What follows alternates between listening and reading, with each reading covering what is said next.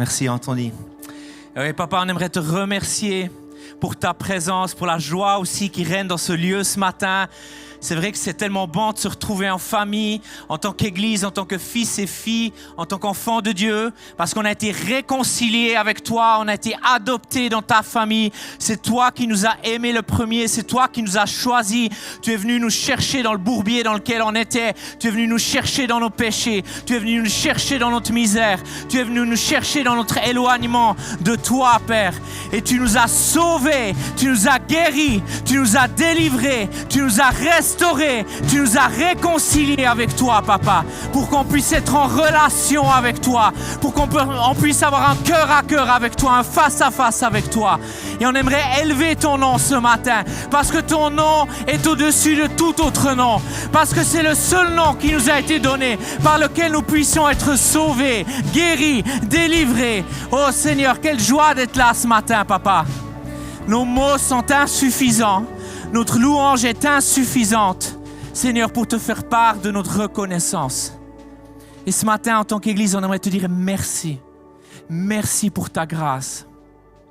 Merci pour ta présence qui est là ce matin, pour ton onction qui est palpable. Merci parce que tu es là et tu vis, tu fais ta maison parmi les louanges de ton peuple, Père. Viens faire ton habitation parmi nous ce soir, Père. On s'attend à toi. On a faim et soif de toi. Est-ce que vous avez faim et soif de Dieu ce matin? Est-ce que vous avez faim et soif d'une rencontre avec ce Dieu vivant, ce Papa d'amour, ce Père incomparable, ce Père parfait? Tout ce qu'il fait est juste. Tout ce qu'il fait est parfait, est bon, est pur. Personne ne peut aller devant Dieu et dire « Mais qu'est-ce que tu es en train de faire ?» Parce qu'il règne, parce qu'il est Dieu et nous ne le sommes pas. Nous sommes juste appelés à se soumettre à lui, à se soumettre devant sa majesté, devant sa grandeur, devant sa souveraineté. Parce qu'il est au-dessus de tout, de toute nation, de toute principauté, de tout ce que contient l'enfer. Plus haut que le diable, plus haut que les démons, plus haut que les anges, plus haut que les êtres humains, que les CEO, les présidents, les hommes d'influence. Peu importe, Dieu est au-dessus de tout. Amen. Alléluia. Alléluia. Alléluia, Martin. Martin, il a compris. Martin, il a compris. Il a dit Alléluia. Amen. Amen. Moi, je suis dans la joie d'être là ce matin. Je pense que c'est vraiment particulier. Ça fait 2 ans qu'on avait ce corona, toute cette situation avec les masques. Et puis, j'aimerais vraiment rejoindre ce qu'a dit Anthony. Quelle joie de voir vos doux visages, vos belles dents blanches qui brillent dans la salle. Mais ça fait plaisir, vraiment. Et moi, je suis super dans la joie. Et puis, de voir cette salle complètement pleine à craquer, c'est juste magnifique. On est ici pas pour David Surcher, on n'est pas ici pour le groupe de l'Ange, on est là pour glorifier Jésus, amen, et pour entendre sa parole. Et on aimerait continuer dans cette série de l'Église C'est. On a eu un message excellent, ouin, percutant de notre pasteur Claire Lise il y a 2 semaines. Et puis ce matin, j'avais à cœur de continuer dans cette série et j'ai intitulé mon message « L'Église, c'est une famille ». Et c'est vrai, l'Église, c'est une famille parce qu'on est tous des fils et des filles qui avons été adoptés dans la famille de Dieu. On est tous des frères et des sœurs en Jésus-Christ. Amen. Même Jésus lui-même a dit que lorsqu'il sa famille, en fait, qui le cherchait, il a dit, mais en fait, ma famille, ma mère, mon père, mes frères, mes sœurs, c'est ceux qui font la volonté de mon Père. Donc, on fait partie de la famille de Jésus. Quel privilège. Peut-être que tu n'as pas eu de parents ou tu n'as pas connu tes parents. Peut-être tu as été adopté. Peut-être tu es orphelin. Mais sache qu'en Christ, tu ne l'es plus parce que tu as été adopté dans la famille de Dieu. Et que notre vrai Père à tous, c'est notre Père céleste. Amen.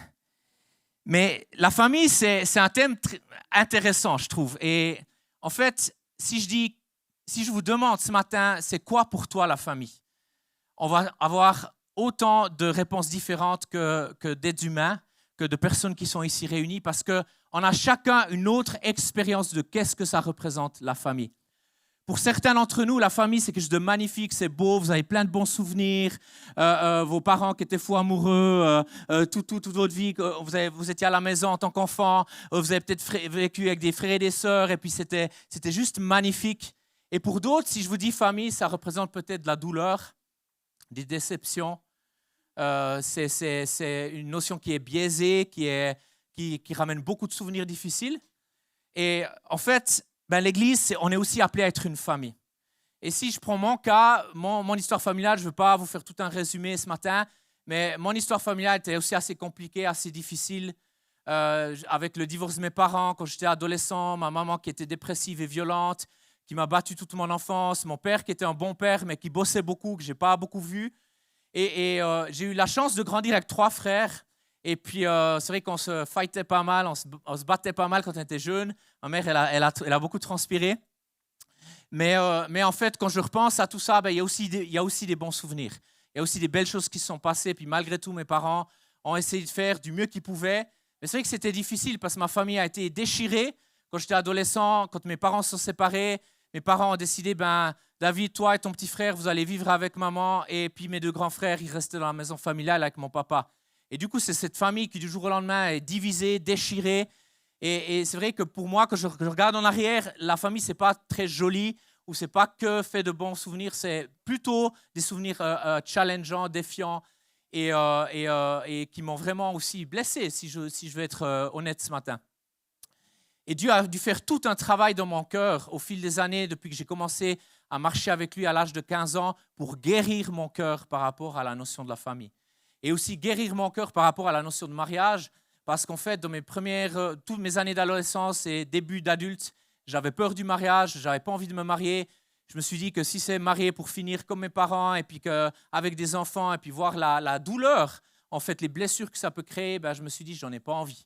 Mais Dieu a fait tout un processus de guérison dans ma vie, de mon cœur, et il m'a guéri de ça pour me donner la foi et le courage de me dire, oui, je peux marier et je vais essayer de faire différemment. Je vais essayer de faire mieux, je vais essayer de réussir. Alors tous ceux qui sont déjà dans la hauteur du mariage savent que c'est un défi, c'est un challenge, mais c'est un magnifique défi, c'est un magnifique challenge. Et puis quand on voit une petite princesse comme celle que j'ai, c'est cadeau d'avoir des enfants en bonne santé, c'est vraiment une grâce de Dieu. Et on voit le plan de Dieu dans la famille. Et on voit le cœur de Dieu, le cœur du Père dans ce qu'il avait prévu pour la famille.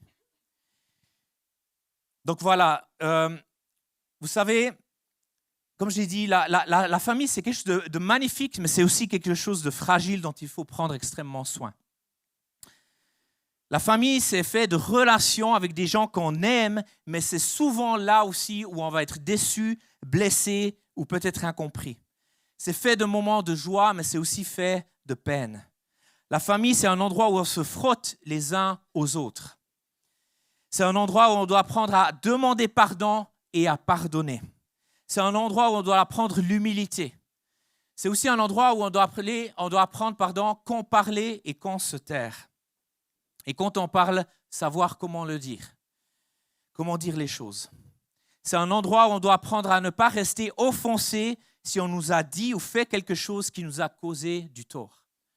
C'est la même chose pour ceux qui sont en couple. Je pense que vous avez assez vite réalisé qu'on ne peut pas rester bloqué sur une offense. C'est la même chose dans la famille. On ne peut pas rester bloqué sur une offense. Parce que si on reste bloqué sur une offense, ça va détruire le couple, ça va détruire le mariage et ça peut détruire la famille.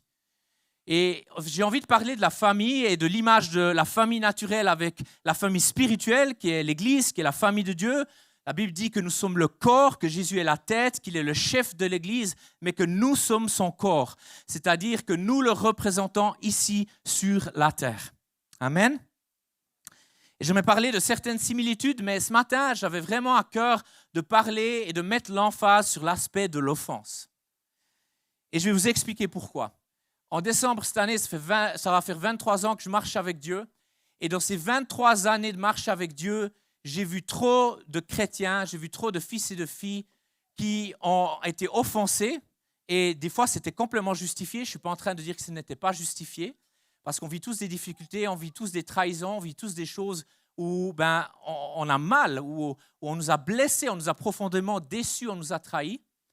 Mais j'ai vu trop de chrétiens qui sont restés dans l'offense.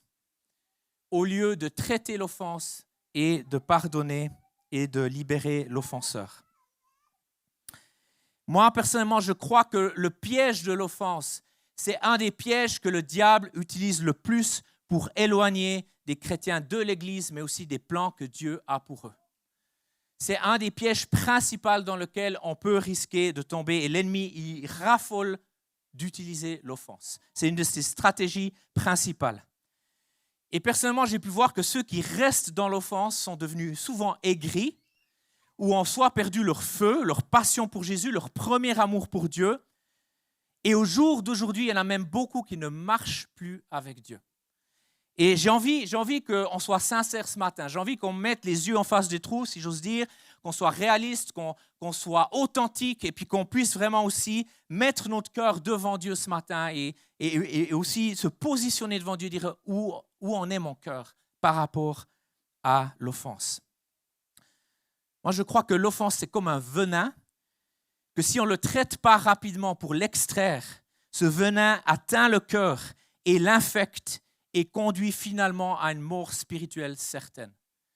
Et mes amis, c'est un message vraiment qui va être encourageant, mais qui va aussi être défiant pour certains d'entre vous, parce que le but ici, à l'Église, c'est qu'on s'encourage, mais ce n'est pas qu'on se caresse dans le sens du poil, et puis qu'on vous dise que des belles choses que vous avez d'entendre. Le but, c'est de parler de la vérité, la vérité dans l'amour. Jésus aussi était confrontant avec les pharisiens, avec les religieux de son temps. Il était extrêmement rempli de grâce, d'amour et de compassion pour les perdus. Mais si vous regardez, il était des fois très radical, dur et confrontant avec ceux qui pensaient tout savoir, tout connaître, et notamment avec les religieux de son temps, les pharisiens, les sadducéens, les scribes, les chefs religieux, ces gens qui pensaient être au-dessus des autres, ces gens qui pensaient tout savoir, tout connaître, et qui n'ont même pas reconnu le Fils du Dieu vivant, le Messie, qui était pourtant tellement attendu de leur part. Il y a une chose qu'il faut qu'on réalise, c'est qu'on n'a pas besoin d'être aigri pour être sous l'influence de l'offense. Et ça, c'est important de réaliser. Peut-être tu n'es pas aigri, mais tu peux quand même, dans certains aspects ou avec certaines personnes, être sous l'influence de l'offense. L'offense, elle est perverse, elle est vicieuse, elle est subtile et elle s'infiltre lentement mais sûrement si on ne la prend pas au sérieux, si on ne la considère pas pour ce qu'elle est vraiment, et c'est un péché. Et moi, je crois que c'est OK d'être offensé quand on nous a blessés, quand il y a quelque chose qui s'est passé. Peut-être ça va nous prendre quelques jours, quelques temps, quelques heures, peut-être même un petit peu plus, tout dépend de la situation. Ce qui est ultra important, c'est de ne pas laisser cette offense prendre racine dans nos cœurs. Personnellement, mes amis, j'ai une bonne nouvelle pour vous parce que je crois que Dieu notre Père veut nous donner un cœur inoffensable. Il veut nous donner un cœur pur comme son cœur est pur. Il veut nous donner un cœur qui ne garde pas d'offense. Si j'ose dire, un cœur qui choisit déjà à l'avance de pardonner même avant le mal qui lui a été fait. C'est un positionnement de ton cœur, un positionnement de ta vie où tu dis déjà à l'avance, tu te positionnes, tu dis je veux être comme Jésus, je veux pardonner mon offenseur, je veux pardonner ceux qui me blessent, ceux qui me maltraitent, ceux qui me critiquent, ceux qui me jugent, celui qui ne m'a pas dit bonjour dimanche à l'église quand je suis rentré au pas de la porte. Mais c'est vrai, vous rigolez, mais des fois c'est comme ça. Des fois les chrétiens, on est tellement vite offensables. Oh mon Dieu! Comme il m'a regardé, ce qu'il a dit, ou il ne m'a pas fait ci ou pas fait ça. Puis on est tout offensé. Il est temps d'avoir une sainte carapace. Pas une carapace dure, où on n'a pas de sentiments, pas d'émotions, puis on se prend pour des bosses, puis on ne pleure jamais.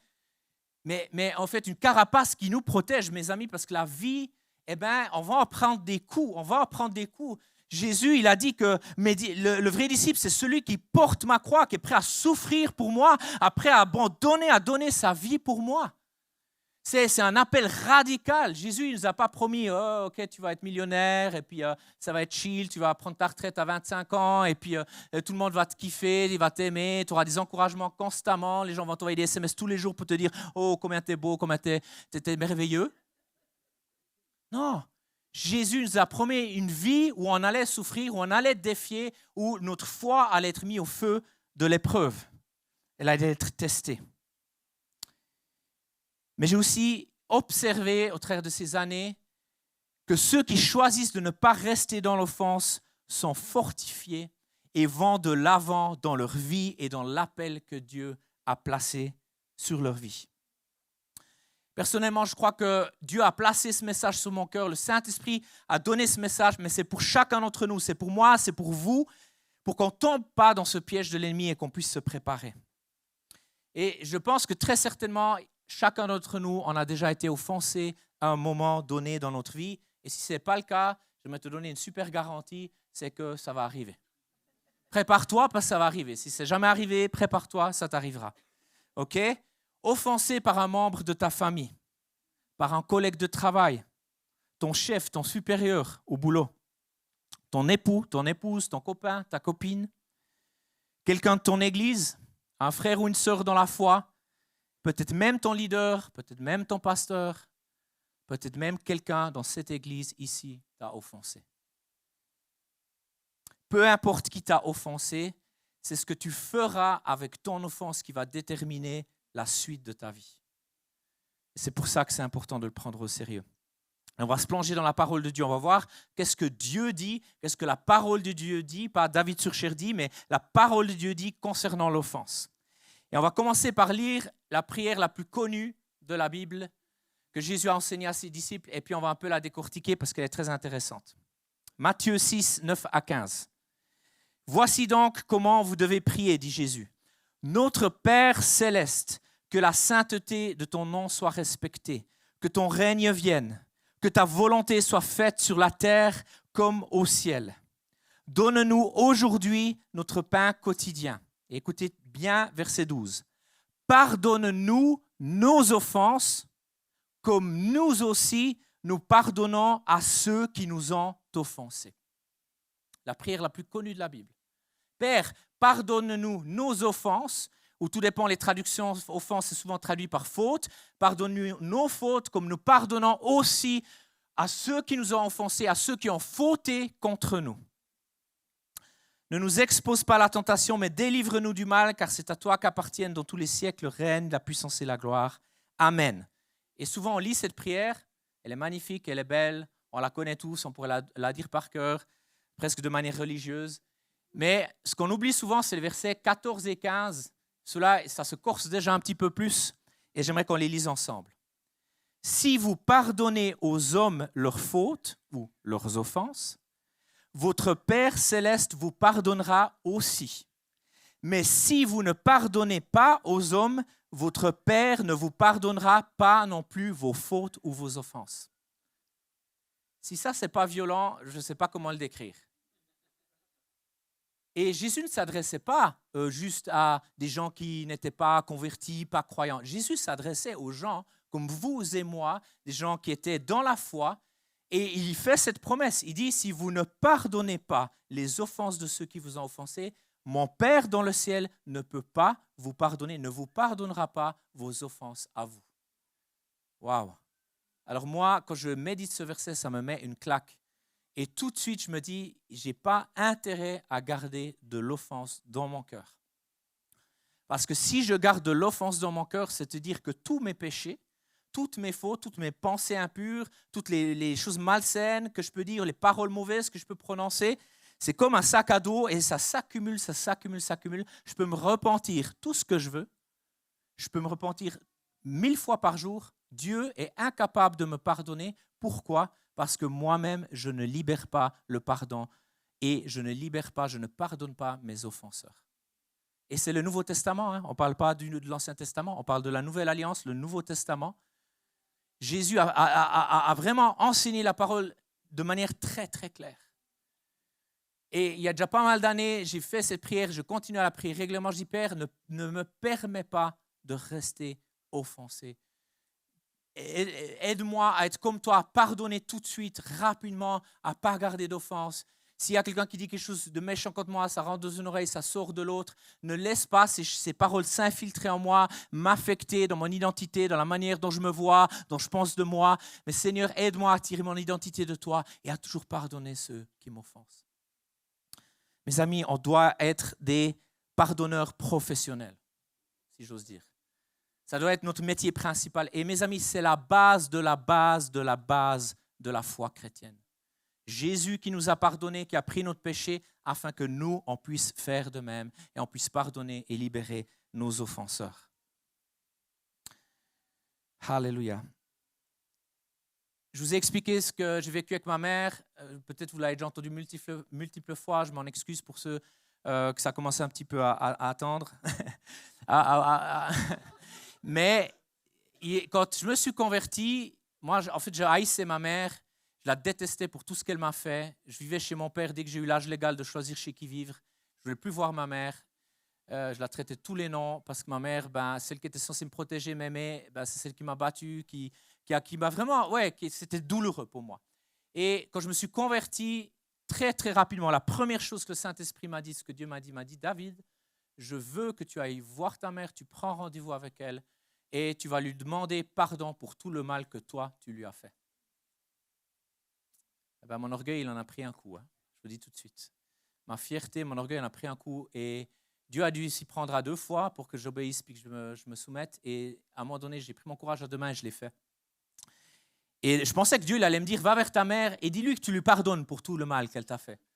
Non, Dieu il a poussé le bouchon encore un peu plus loin. Il a amené le truc au next level. Il a dit, tu vas vers ta maman, tu t'humilies devant elle et tu lui demandes pardon pour tout le mal que tu as fait, l'argent que tu lui as volé, les choses méchantes que tu as dit sur elle, les problèmes que tu as causés à l'école et puis qui lui ont fait du souci, plein de choses différentes.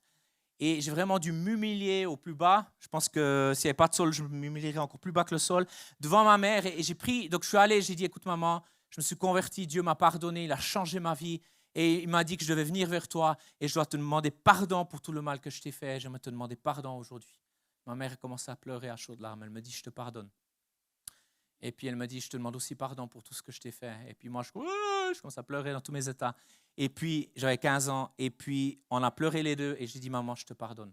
Et en un moment, en un instant, des années de haine, des années de relations difficiles depuis autant longtemps que je me souvienne, depuis que je suis un gosse, ça a été réconcilié, ça a été guéri. Et depuis ce moment-là, j'ai commencé à voir ma mère. J'habitais proche de chez elle. 1 fois par semaine, on allait boire un café ensemble. On discutait pendant 2-3 heures ensemble. Et elle est venue comme une pote, une super amie. Et Dieu a réconcilié notre relation. Donc, il y a toujours une possibilité. Amen. Il y a toujours un miracle possible si toi, tu es prêt à obéir à la parole de Dieu, à libérer ton offenseur et à faire ta part. Amen. Purée, comment c'est possible qu'il reste juste 3 minutes 35? Et on m'a enlevé du temps, hein. Vous avez mis combien au début, là? Ok, je accélère. Proverbe 19, 11. L'homme qui a de la sagesse est lent à la colère et il met sa gloire à oublier les offenses.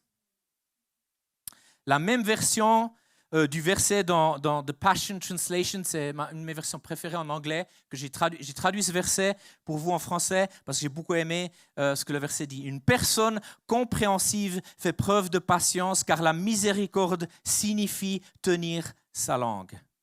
Lorsque vous êtes insulté, soyez prompt à pardonner et à l'oublier car vous êtes vertueux lorsque vous passez outre une offense. Amen.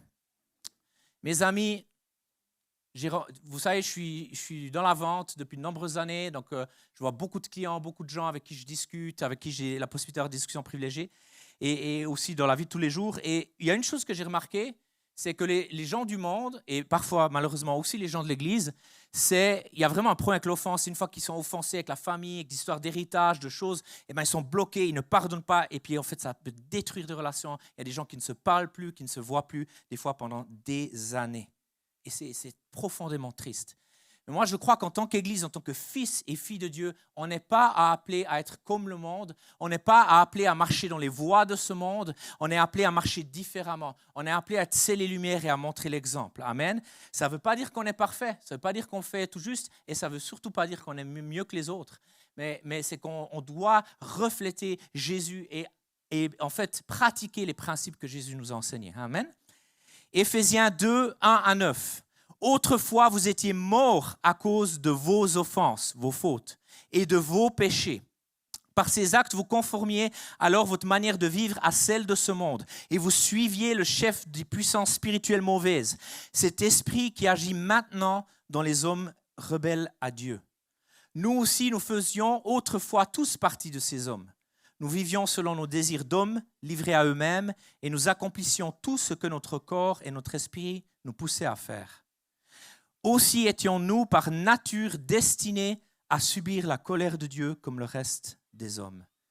Mais Dieu est riche en bonté. Amen.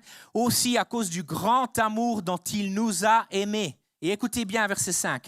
Alors que nous étions spirituellement morts à cause de nos offenses ou nos fautes, il nous a fait revivre les uns et les autres.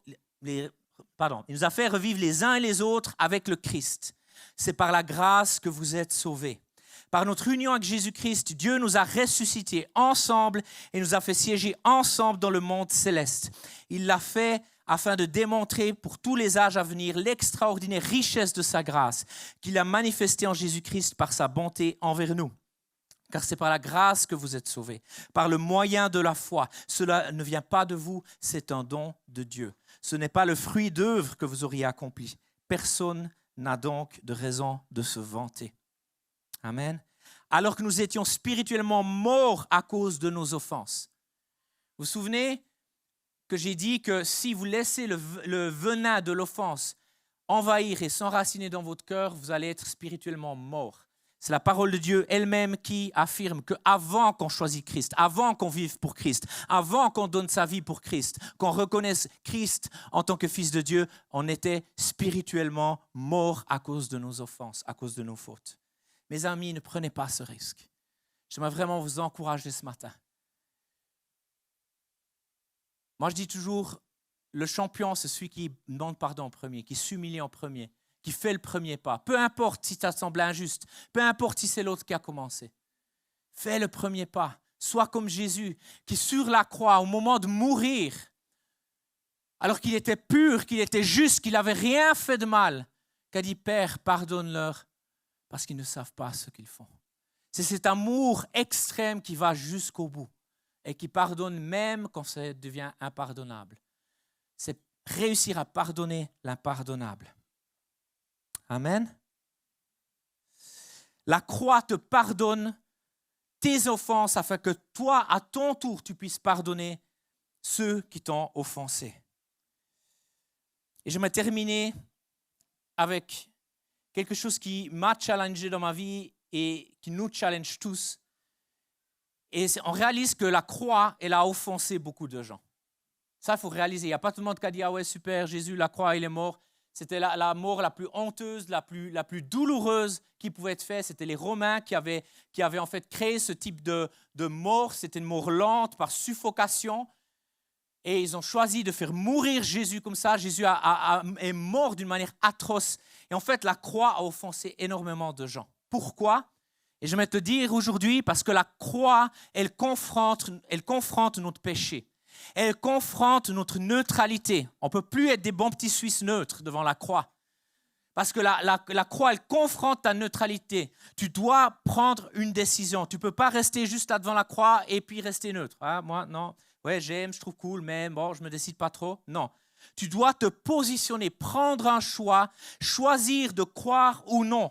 Choisir de suivre Jésus ou non. Choisir la vie éternelle ou la perdition éternelle. La vie ou la mort. La Bible dit, la vie et la mort sont au devant de toi. Choisis la vie. Tu dois choisir la grâce ou la condamnation. Tu ne peux pas rester neutre. Tu penses que peut-être tu dis que tu es jeune, que tu n'as pas besoin de te décider maintenant, tu as le temps. Je te dis que non. Parce que personne n'est maître de sa propre vie. Personne ne connaît le moment où il va rendre son dernier souffle. Il y en a trop qui sont partis avant l'heure et on le sait, vous et moi. On l'a vu. Donc on ne sait pas. Donc en fait, cette croix devant nous porte, nous encourage en fait, nous encourage à prendre position et à prendre une décision. J'aimerais demander au groupe de louanges si vous êtes bien d'accord de venir sur scène et je vous remercie. La croix peut être une offense parce qu'elle révèle l'état de ton cœur. Elle révèle ton cœur, ce qui est vraiment à l'intérieur de ton cœur.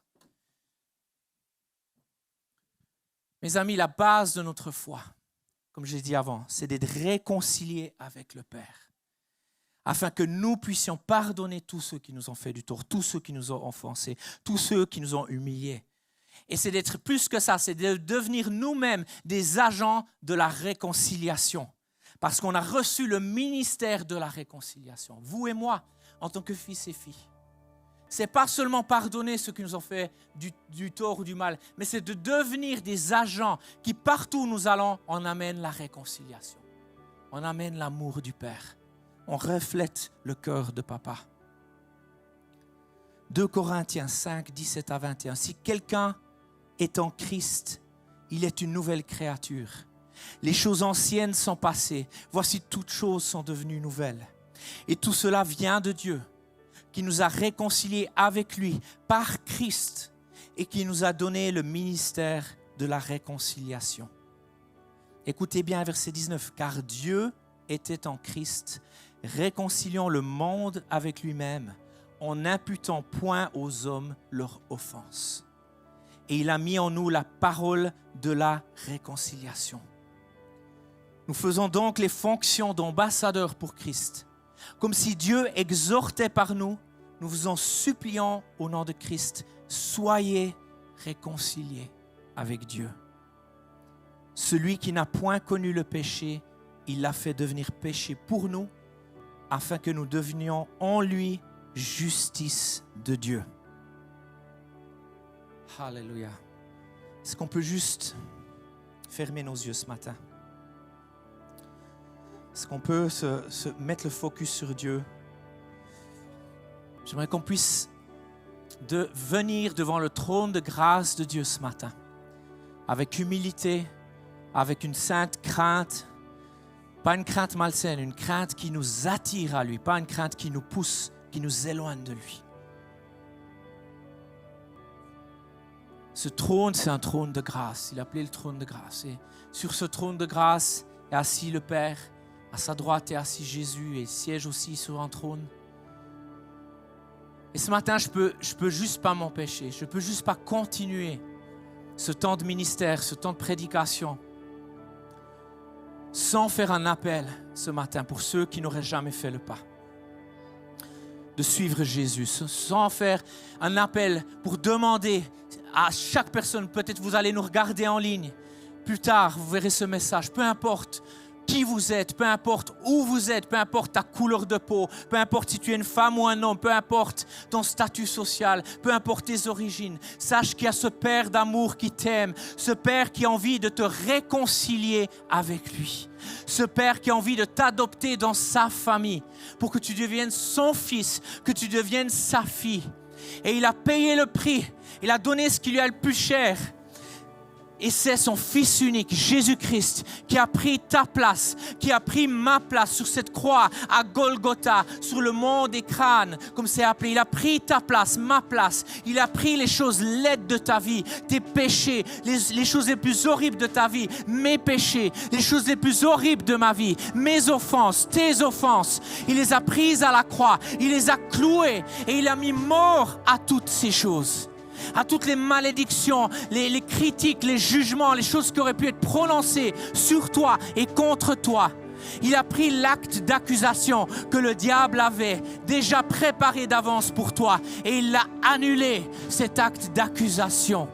Et au travers de son sang qui a coulé, au travers de sa côte qui a été percée, au travers de cette couronne d'épines qui a été enfoncée sur son crâne, au travers de sa mort, mais surtout au travers de sa résurrection 3 jours plus tard, Jésus a donné sa vie. Il a vaincu la mort, il a vaincu le péché, il a vaincu la maladie pour que toi et moi, on puisse être appelés fils et filles. Pour que toi et moi, on puisse se regarder et on puisse s'appeler frères et sœurs ou frères et frères parce qu'on fait partie de la même famille. Si c'est toi ce matin, et tu sais que tu as besoin d'être pardonné, lavé dans le sang de Jésus, pardonné de tes péchés, que tu as besoin d'un nouveau départ, que tu as besoin d'avoir accès à la vie éternelle et tu sais que sans Jésus tu es perdu. Si c'est toi ce matin, alors que les yeux restent fermés, j'aimerais que tu puisses lever ta main et dire: David, moi, j'ai envie de faire ce pas ce matin. J'ai envie d'offrir ma vie à Jésus. J'ai envie d'être pardonné de mes péchés. Si c'est toi ce matin, avec courage, juste lève ta main, juste fais-moi signe. Tu n'as pas besoin de la lever pendant 5 minutes. Juste fais-moi signe si tu es là ce matin. Et dire: moi j'ai envie. Je te remercie madame pour votre courage. Est-ce qu'il y a quelqu'un d'autre? Je te remercie, monsieur, pour votre courage. Est-ce qu'il y a quelqu'un d'autre? Et on va faire une prière ensemble, la plus belle des prières, la prière la plus puissante. Il n'y a personne d'autre qui veut nous rejoindre. Je demande une dernière fois et après on va faire la plus belle des prières qui s'appelle la prière du salut. Ok. Je vois ta main, monsieur. Je vois ton courage. Et je vous honore ce matin pour ça. On va prier tous ensemble en tant qu'Église, même ceux qui l'ont fait 50 000 fois. S'il vous plaît, priez avec moi en tant qu'Église. Il y a 3 nouveaux membres ce matin, 3 nouvelles frères et sœurs qui ont rejoint la famille de Dieu. Alléluia! Et la Bible dit qu'il y a plus de joie dans le ciel pour un seul pécheur qui se repent que pour 99 justes qui n'ont pas besoin de repentance. Alors prions ensemble ce matin. Père éternel, nous venons devant toi ce matin. Plus fort, mes amis. Père éternel, nous venons devant toi ce matin. Et nous reconnaissons Jésus, ton Fils, comme sauveur du monde. Nous reconnaissons qu'il est mort à la croix pour nous. Et nous demandons pardon pour nos péchés. Nous demandons pardon pour nos offenses. Et nous voulons avoir accès à la vie éternelle. Donc nous disons merci pour la croix. Merci pour le don de la vie éternelle. Merci de m'adopter dans ta famille. Et merci de me donner une nouvelle vie. Dans le nom de Jésus. Amen. Alléluia. Alléluia. Alléluia. Alléluia. Gloire à toi. Gloire à toi, papa. Et je vais juste terminer en faisant un deuxième appel parce qu'il me semble ultra important ce matin. C'est que je veux faire un appel pour les gens qui ont besoin de pardonner leurs offenseurs. Mais peut-être tu as été toi à un moment donné un offenseur et tu dois aussi demander pardon à quelqu'un que tu as offensé. Ça va dans les deux sens. Et si ce message t'a parlé ce matin, et si tu reconnais que tu as besoin de pardonner quelqu'un, des offenses, le tort, le mal, que ce soit des paroles ou des actes qui ont été faits contre toi ou que tu as fait contre quelqu'un, j'aimerais que là où tu es, tu puisses te lever. Et ensemble, on se lève et on va faire une prière ensemble. Prends ton courage à deux mains, lève-toi, il n'y a aucune honte, il n'y a aucune gêne. Ok, on est en famille ce matin, on est en famille. Gloire à Dieu. Merci pour tous ceux qui se lèvent, qui sont courageux, qui sont honnêtes, qui sont francs ce matin. Et Dieu va vous honorer parce que vous êtes honnêtes. Ok, on va prier ce matin ensemble. Et j'aimerais que vous énumériez le nom de la personne qui vous a offensé, qui vous a blessé. Et que vous vous dites, Seigneur, je pardonne tel et tel. Et s'il y en a plusieurs, énumérez tout le nom de ces personnes. Chaque personne qui vous a blessé.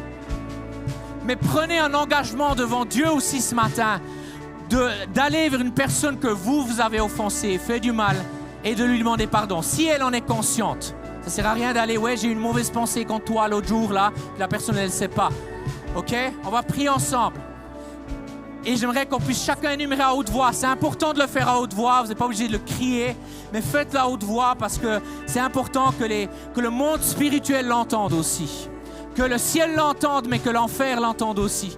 Et ça va briser les chaînes qui vous retiennent. Ça va vous libérer de l'offense. Vous allez être pardonné et Dieu va pouvoir vous pardonner vos offenses aussi. Alléluia. Père éternel, on vient devant toi ce matin. Et Seigneur, on aimerait vraiment pardonner chaque personne qui nous a offensés, chaque personne qui nous a blessés. Énumérer le nom de ces personnes. Seigneur, on vient devant toi et on les libère. Seigneur, on choisit de les aimer. On choisit de les bénir ce matin. Et on choisit de ne pas garder leurs fautes, à garder leurs offenses, Père. Et Seigneur, on les pardonne dans le nom de Jésus comme toi tu nous as pardonné. Et Seigneur, on s'engage ce matin aussi Seigneur, aller demander pardon aux gens qu'on a offensés, aux gens qu'on a blessés, aux gens à qui on a fait du tort, Père. Parce qu'on ne veut pas rester dans l'offense. On ne veut pas rester offensé. On veut être libre. On veut être libre. On ne veut pas qu'il y ait des chaînes qui nous retiennent. Et ce matin, je brise les chaînes de l'offense. Je brise les chaînes du non-pardon qui vous ont retenu jusqu'à présent, dans le nom de Jésus. Et je vous proclame libre au travers du sang de Jésus, au travers de la mort et de la résurrection de Jésus. Je vous rends libre au travers du sang de Christ, dans le nom de Jésus. Et je proclame que ces chaînes sont brisées, que ces liens sont brisés, que ces poids d'accusation que le diable avait, cette honte, cette culpabilité, cette accusation est brisée maintenant sur vos vies dans le nom de Jésus. Vous êtes réellement libres, réellement affranchis en Christ Jésus ce matin. Dans le nom de Jésus. Alléluia. Soyez bénis mes amis. Soyez bénis.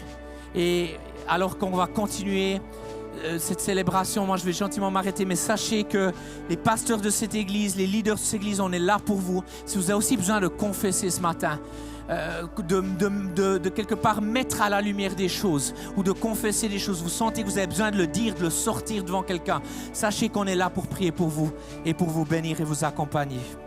Amen.